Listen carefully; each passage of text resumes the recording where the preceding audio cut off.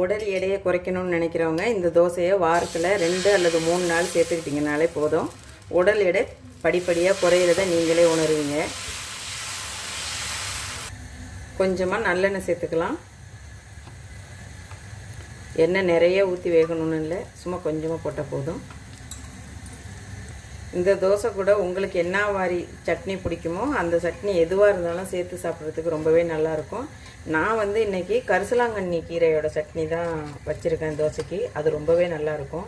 உங்களுக்கு பிடிச்சமான சட்னி செஞ்சு இந்த தோசை கூட சாப்பிட்டு பாருங்கள்.